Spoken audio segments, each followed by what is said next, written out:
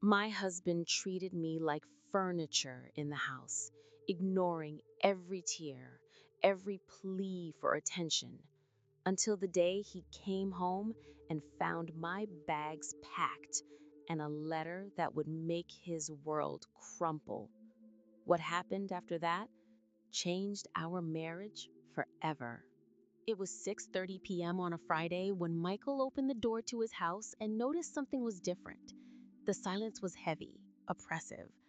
Normally, he heard the sound of the television, the noise of pots in the kitchen, or the hurried footsteps of Emma taking care of the girls. But that day, nothing. He walked to the living room and his heart almost stopped. Three suitcases were perfectly aligned next to the door. Large suitcases. The travel suitcases they only use for long vacations. And on top of the largest one, a white envelope with his name written by hand in Emma's delicate handwriting. Michael picked up the envelope with trembling hands. When he opened it and began to read, his legs weakened. The first line said, Michael, I spent the last 5 years asking for your attention, begging for a conversation, pleading for you to see me as your wife and not just another responsibility on your list. Today, I stopped waiting. The girls and I are going to my mother's house. I don't know if we'll be back. He raised his eyes from the paper, desperate, and shouted, Emma! Emma, where are you? But the house was empty. His wife, his daughters, they had all left. And for the first time in years, Michael felt something he had never experienced, the devastating fear of losing everything that truly mattered. Before we continue with this story that will touch your heart, I want to take a moment to thank each and every one of you who is watching right now. Stories like this, of pain, transformation, and new beginnings, only reach you because this channel exists thanks to your support. If you identify with these narratives about relationships, family, and the complexity of human emotions, please consider subscribing to the channel and turning on the notification bell. This helps the algorithm bring these stories to more people who need to hear them. And if you've been through something similar or know someone who is living in an emotionally distant relationship, leave a comment sharing your experience. Many times, knowing we're not alone makes all the difference. Now, let's go back to Emma and Michael's story. How did they reach this breaking point?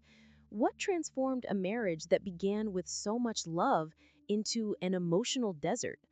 To understand this, we need to go back in time.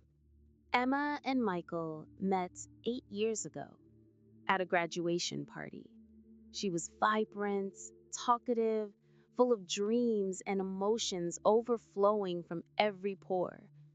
He was the opposite, quiet, observant, a man of few words. And that was exactly what attracted her. Michael seemed to be the solid rock she needed, the safe harbor in the midst of chaos. In the first years, that difference worked perfectly. Emma spoke for both of them, and Michael just smiled and nodded. She interpreted his silence as a form of deep love, as if he were always listening, always present, even without saying much. They got married 2 years later. The ceremony was simple, but Emma remembers crying with happiness when she saw Michael waiting for her at the altar. At that time, she believed he simply wasn't the type of man who expressed feelings with words, but that he demonstrated love through actions. And in fact, Michael was always a good provider. He worked hard, paid the bills on time, never raised his voice, was never rude. When their first daughter was born, he was there. When the second arrived, he continued fulfilling his responsibilities. But something began to change for Emma shortly after the birth of their second daughter, Sophie. It was as if she had awakened from a dream and realized she was living alone inside her own marriage. The nights became endless. Emma took care of the girls all day, dealt with tantrums, nighttime feedings, extreme exhaustion. And when Michael came home from work, he simply ate dinner in silence, watched television, and went to sleep. He didn't ask how her day was. He didn't offer help. He didn't touch her beyond a mechanical goodnight kiss. Emma tried to talk. God knows how much she tried. Michael, I need you to listen to me. I feel invisible in this house. He looked at her with that empty expression and responded, But I'm here, Emma. What more do you want? I want you to talk to me, to ask me how my day was, to hug me without me having to ask. Michael sighed, clearly uncomfortable, and said, I don't know what you want me to say. I work all day to support this family. Isn't that enough? And so the conversations always ended in the same place, a dead end. Emma crying from frustration, and Michael closing himself off even more, taking refuge in silence as if it were an impenetrable fortress. The months turned into years. Emma stopped trying. She became a shadow of herself, executing daily tasks like a robot. Wake up, take care of the children, clean the house, prepare meals, sleep, and start all over again the next day. She looked at herself in the mirror and no longer recognized the vibrant woman she once was. Her eyes were dull. Her laughter, which once echoed through the house, had completely disappeared. Michael didn't notice anything, or pretended not to notice. He continued with his unchanging routine, completely oblivious to his wife's emotional breakdown. That's when Emma had a crying crisis in the middle of the night. She was sitting on the bathroom floor, with her hands covering her mouth so as not to wake the girls, sobbing uncontrollably. In that moment, a devastating truth hit her like lightning. She was emotionally abandoned, married, but completely alone. And it was that night, on that cold bathroom floor, that Emma made a decision. She couldn't live like this anymore. Something needed to change drastically. And if Michael couldn't or wouldn't change, then she would have to take radical action. But Emma wasn't impulsive. She knew that simply exploding or making an empty ultimatum wouldn't work. Michael was a master at ignoring conflicts until they passed. She needed a plan that would force him to see reality, a plan that would make him feel what she had been feeling for so long. And that was exactly what she began to devise. Emma spent the following weeks observing Michael with new eyes, no longer with the naive hope that he would magically change, but with the clinical perspective of someone who was devising a strategy. She noticed a disturbing pattern. Michael only reacted when things affected him directly. When he forgot his lunch and was hungry at work, he complained. When his favorite shirt wasn't ironed, he showed frustration.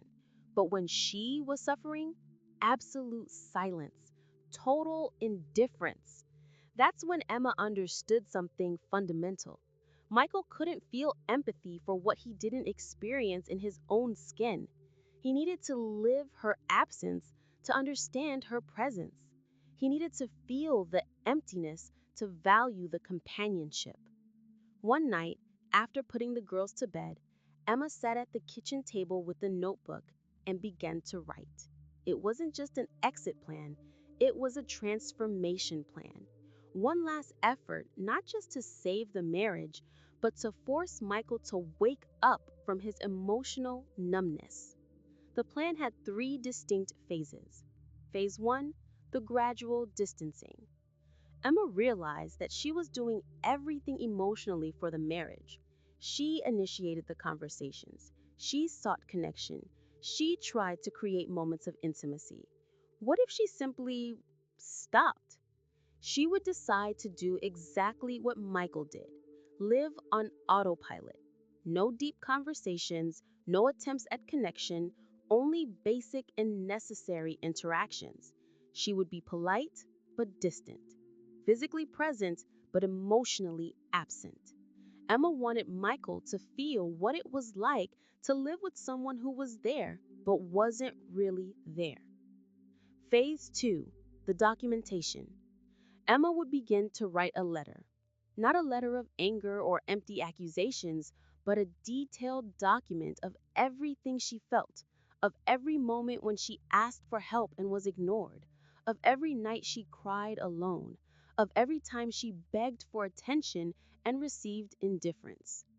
That letter would be her testimony, her proof.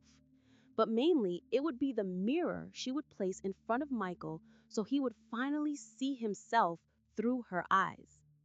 Phase 3: the temporary departure.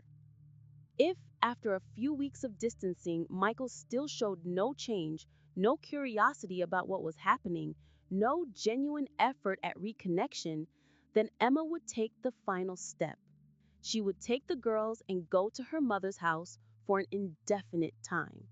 It wouldn't be an immediate divorce, it would be a reality check, a separation that screamed louder than all the conversations he refused to have. Emma knew this plan was risky. There was the real possibility that Michael would simply accept the separation without fighting for her. And if that happened, she would have her definitive answer. He never loved her the way she needed to be loved. But there was a small spark of hope. The hope that by feeling the concrete loss, by experiencing the loneliness she lived with for years, Michael would finally wake up, finally understand, finally feel. Emma closed the notebook, stored it in her secret drawer, and took a deep breath. For the first time in years, she didn't feel powerless. She had a plan. She had agency.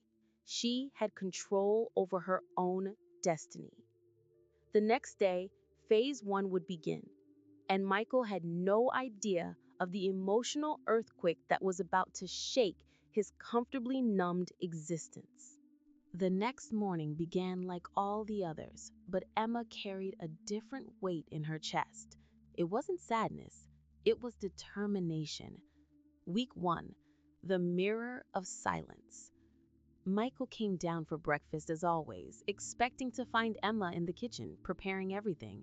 And she was there, but something was different. "Good morning," he mumbled, still half asleep.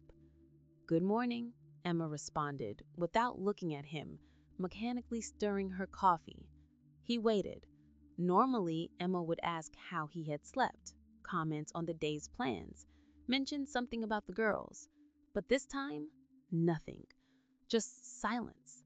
Michael drank his coffee, grabbed his briefcase, and headed for the door. "See you later," he said. "See you," Emma responded, without even turning around. He left without realizing that something monumental had changed.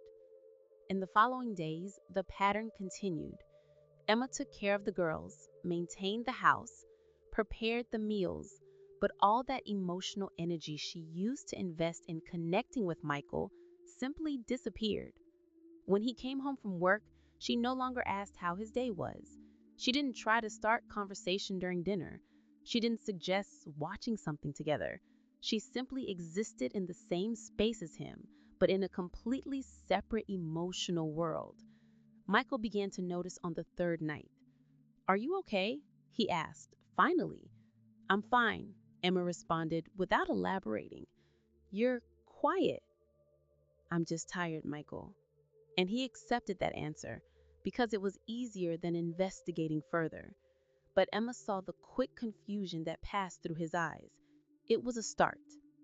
Week 2: the palpable void. As the days passed, Emma's absence began to become more obvious, even for someone as emotionally inattentive as Michael. He tried to watch television one night and noticed that Emma wasn't in the room with him. She was in the bedroom, reading a book, alone. something she never did before. On the weekend, he suggested going out with the girls to the park. "You can take them," Emma said calmly. "I need to stay here and put some things in order." He stood there, processing. Emma always wanted them to go together on those outings. She always complained that he didn't participate in family moments. And now that he was offering, "Are you sure?" he asked. "Completely. Have fun." He took the girls, but throughout the entire outing, a strange uneasiness accompanied him. Something was wrong, but he couldn't identify exactly what. When they returned, Emma was in the kitchen preparing dinner. She smiled at the girls, asked about the outing, but barely looked at Michael. That night, when they went to bed, Michael turned toward her, seeking some kind of physical closeness, something that had always been available even when they didn't talk much. But Emma was already turned to the other side, pretending to be almost asleep. "Good night," she murmured. Michael lay in the darkness, staring at the ceiling with a growing discomfort in his chest. For the first time in years, he felt alone, inside his own marriage, and he didn't like that feeling at all. Week 4. The letter grows. Meanwhile, every night after Michael fell asleep, Emma silently went down to the kitchen and continued writing her letter. Each paragraph was a memory, a pain, an ignored request. "Remember that night when Sophie had a high fever and I was in a panic? You said everything will be fine and went back to sleep. I stayed awake all night, alone, afraid that something serious was happening to our daughter. Remember my birthday last year? I gave you hints about the gift I wanted for weeks. The day came and you hadn't even bought anything. You said you forgot. How do you forget your own wife's birthday? Remember that time I told you about the fight with my sister and I was crying? You looked at me for 5 seconds and said, 'These things pass,' and went back to your phone." Page after page, Emma documented years of emotional neglect, not with anger, but with painful and honest clarity. The letter was growing, as was the distance between them. Week 4. Michael begins to crumble. By the end of the 4th week, Michael was visibly disturbed. He tried to start conversations that Emma politely ended. He offered help that Emma declined with, "Thanks, but I already took care of it." One night, he finally exploded. "What's going on, Emma? You barely talk to me. You don't look at me. It's like I don't exist to you anymore." Emma looked at him with a terrifying calm and said, "Now you know how I felt for 5 years, Michael." The silence that followed was deafening. I I don't understand," he stammered. "I know you don't understand, and that's exactly the problem." Emma went upstairs, leaving Michael alone in the living room with a whirlwind of confusion and, for the first time, something that vaguely resembled fear. Week 5. The final decision. In the 5th week, Emma finished the letter. 12 handwritten pages, her heart on paper. She also did something she never thought she would do. She called her mother and explained the situation. She asked if she could stay there for a few weeks with the girls. Her mother, who always adored Michael but knew her daughter's marriage problems, responded without hesitation, "You and my granddaughters are always welcome here, for as long as you need." Emma marked the date, Friday of the next week. Michael would have 5 days to notice something and make some genuine move. 5 days to show that he was seeing what was happening and that he cared enough to do something about it. But throughout that entire week, Michael did what he always did, continued his unchanging routine, complaining about the strange climate between them, but doing absolutely nothing concrete. On Thursday night, Emma put the girls to bed earlier. She prepared the suitcases in silence, packing clothes, toys, important documents. Her hands trembled, but her resolution was firm. She left the suitcases hidden in the guest room closet. On Friday morning, after Michael left for work, Emma loaded everything into the car. She picked up the girls from school at noon, telling them they were going to visit Grandma for a few days, which made them excited. Before leaving, Emma went back inside the house one last time. She placed the three main suitcases clearly visible next to the front door, and on top of the largest one, she left the white envelope with the letter that took 5 weeks to write. She locked the door, got in the car, and left. It was 2:30 p.m. Michael would arrive home at 6:30 p.m., and his world was about to fall apart. Michael read the letter 3 times. On the first, his hands trembled so much he could barely hold the paper. On the second, tears began to fall, blurring some words. On the third, he collapsed on the living room floor, holding the paper against his chest as if it were the only real thing in a world that had just fallen apart. Each paragraph was a stab wound. Each documented memory was an accusation he couldn't deny, because it was all true. Everything. He picked up his phone with trembling fingers and called Emma. Voicemail. He called again. Voicemail. 5 more times. Nothing. Then he did something he had never done before. He called his mother-in-law. Margaret, please, I need to talk to Emma. Please, is she there? On the other side of the line, his mother-in-law's voice was cold as ice. She's here, Michael, but she doesn't want to talk to you right now. Please, I read the letter. I didn't know. I didn't realize that you were emotionally destroying your wife for years, that you treated her like an employee and not like a partner. My daughter cried on my shoulder for hours, Michael. Hours. Michael sobbed. I know, I was an idiot, a selfish fool, blind, but I need to talk to her. I need to fix this, please. There was a long pause. Then Margaret sighed. I'll ask her, but if she says no, you're going to respect it. Understood? Yes, anything.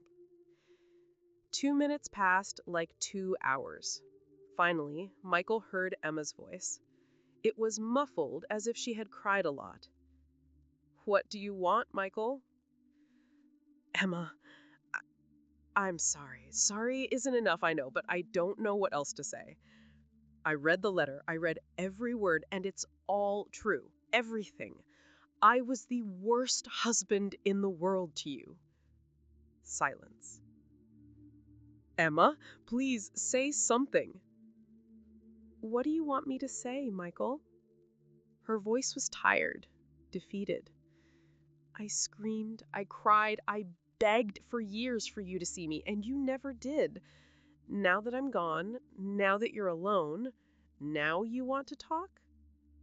I know how this looks, I know. But Emma, I swear, these last few weeks, I felt it. For the first time, I felt what you must have felt all these years. And it was horrible. It was like I was dying inside. Welcome to my world for the last 5 years, Michael. The coldness in her voice hit him like a punch. Emma, give me a chance, please. A chance to fix this, to be the husband you deserve, to be the man I should have been from the beginning. Michael, she began, and he could hear the hesitation in her voice. I'm going to do therapy. I'm going to find a psychologist. I'm going to learn to talk about feelings, to express what I feel, to be truly present. Not just physically, but emotionally. I promise. You've made promises before. Never like this. Never after truly understanding what I did to you. Emma, these 5 weeks, when you pulled away, it was like a light had gone out in the house. And only then did I realize that you were the light. You always were. And I was too much of a coward, too stupid, too closed off to recognize it. Emma was silent for a long moment. When she finally spoke, her voice was choked. I don't know if I can trust you again, Michael. You hurt me deeply. For years. I know, and I'm going to spend the rest of my life making up for it if you let me. But I need you to know something. these last few weeks, feeling this emptiness, this loneliness, even while being at home. I never want to feel that way again. But more importantly, I never want to make you feel that way again. There was a sob on the other end of the line. Emma? I'm here, she whispered. Come home, please.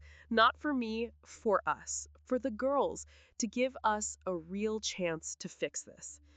And if you come back and I don't keep what I promised, if I go back to being that closed off and absent man, then you leave again, and this time it will be forever.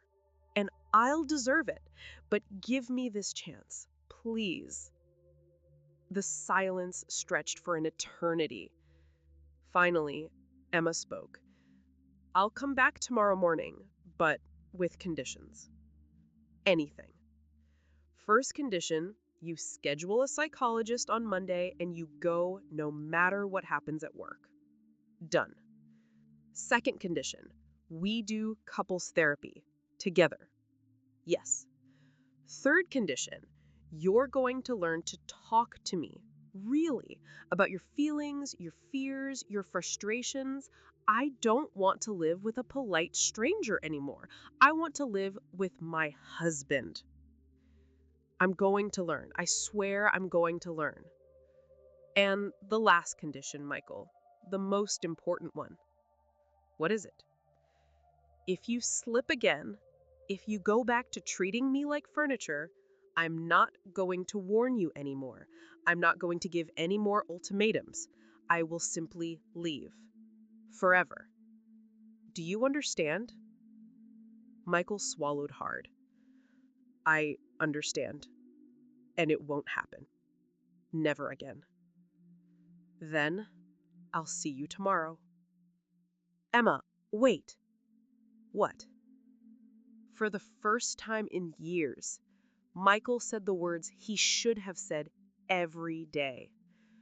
I love you, and I'm sorry for everything. There was a pause, and then, with a broken voice, Emma responded, I love you too, Michael. I always have. That's why it hurts so much. The call ended. Michael remained sitting on the living room floor for another hour, holding the letter, letting each word penetrate his soul like nothing had ever been allowed to penetrate before.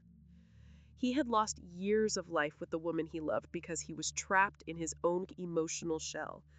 But now, for the first time, he was willing to break it.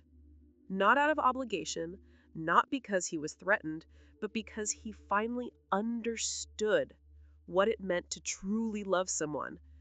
In tomorrow, when Emma and the girls walked through that door, it would be the first day of a new marriage, a real marriage, with presence, with conversation, with vulnerability. Or it would be the beginning of the definitive end. Michael knew the choice was his, and for the first time in his life, he was ready to make the right choice. 6 months later, Emma was in the kitchen preparing breakfast when she felt two arms wrap around her from behind. She smiled, leaning back against Michael's chest. Good morning, he murmured, kissing her neck softly. Good morning, she responded, turning to face him. Michael was holding 2 cups of coffee. I already made yours, just the way you like it. Thank you, Emma said, accepting the cup and observing the man in front of her. The same man, but so different. The first months weren't easy. There were relapses. There were moments when Michael returned to old patterns, closing himself off in silence when something bothered him. But the difference now was that Emma no longer needed to guess or beg. She simply said, Michael, you're closing yourself off again. And he stopped, took a deep breath, and talked. Sometimes awkwardly, stumbling over words, but he talked. Individual therapy was transforming Michael in ways Emma never imagined possible. The psychologist helped him understand that his inability to express emotions came from his own upbringing. His father was a cold man who considered any display of feeling as weakness. Michael was conditioned to believe that being a good man meant being an immovable stone. But he was learning that being a good man meant being human, vulnerable, real.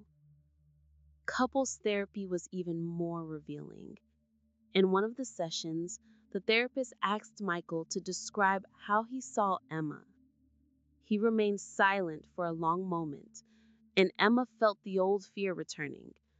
But then he spoke with tears in his eyes. "I see a woman who is so much stronger than I'll ever be, who gave me years of chances I didn't deserve, who kept loving me even when I made her feel invisible, and who had the courage to leave me, not to punish me, but to me, to save us." Emma cried that day, but they were tears of healing. The changes weren't just emotional, they were practical too. Michael now came home, and the first thing he did was hug Emma. Really hug her. Not a mechanical hug, but a hug that said, "I missed you today." He asked about her day and really listened. He asked questions. He offered comfort when she was stressed. He helped with the girls without Emma having to ask. He put them to bed, read them stories, participated in school activities, but most importantly, he talked.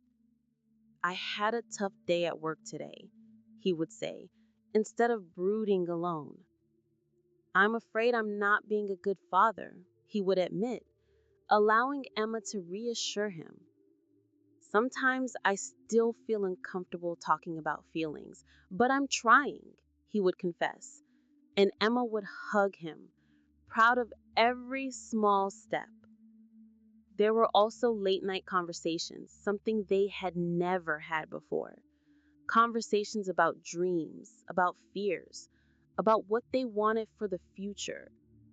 Michael discovered that Emma had always wanted to go back to school. She had dropped out of college when the girls were born.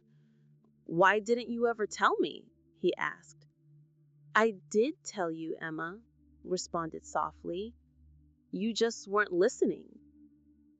That hurt him, but he swallowed his pride and said, "Then let's make it happen now. I'll adjust my work schedule to be home more. You're going back to school." And Emma went back. She enrolled in an online education program, something she had always dreamed of. And every night, after the girls went to sleep, Michael sat beside her, interested, asking about what she was learning. The little things changed too. Michael started leaving notes for Emma. Nothing elaborate, just small reminders. "Thank you for being you. You look beautiful today. I don't know what I'd do without you." He took her out to dinner once a week, just the two of them, while her mother watched the girls. And during those dinners, they talked about everything and about nothing. One day, Emma found Michael sitting on the porch, looking at the sunset. She sat beside him. "What are you thinking about?" she asked. Michael looked at her and smiled. "I was thinking about how I almost lost everything, and how grateful I am that you had the courage to wake me up." Emma took his hand. "You're different, not completely, but I can see you now, the real Michael. I'm trying to be the person you always deserved. You're succeeding." They sat there, holding hands, watching the sun disappear on the horizon, and for the first time in years, Emma felt something she thought she had lost forever: peace. It wasn't a fairy tale. There were still arguments, there were still difficult days, but now they faced everything together, truly together. Michael was no longer a polite stranger living in the same house. He was her partner, her confidant, her love. And Emma was no longer an emotionally abandoned woman screaming into the void. She was heard, valued, loved the way she always deserved to be loved. That night, as they prepared for bed, Michael pulled her close. "Emma, yes? Thank you for not giving up on us." She nestled in his arms and whispered, "Thank you for finally showing up." And there, in that embrace, was the proof that even the most broken marriages can be rebuilt, not with empty words or forgotten promises, but with real presence, genuine vulnerability, and the daily commitment to choose love even when it's difficult, especially when it's difficult. The girls would wake up in a few hours. There would be breakfast to prepare, backpacks to pack, the normal routine of life. But now, that routine was filled with something that had been missing for so long: connection. And that made all the difference. And so ends the story of Emma and Michael, a story of pain, but also of transformation, of emotional abandonment, but also of deep reconnection, of a marriage that almost died, but was reborn stronger than ever. But now I want to hear from you. Have you ever felt like Emma, invisible inside your own relationship, screaming into the void, begging for emotional attention that never came? Or maybe you identify with Michael, realizing too late that you were losing the person you loved most by being trapped in your own emotional shell? Leave your story in the comments. It doesn't matter if it's past or present, if it had a happy ending or not. Sharing our experiences helps us understand that we're not alone in these struggles. And if you know someone who is going through an emotionally distant relationship, share this video with that person.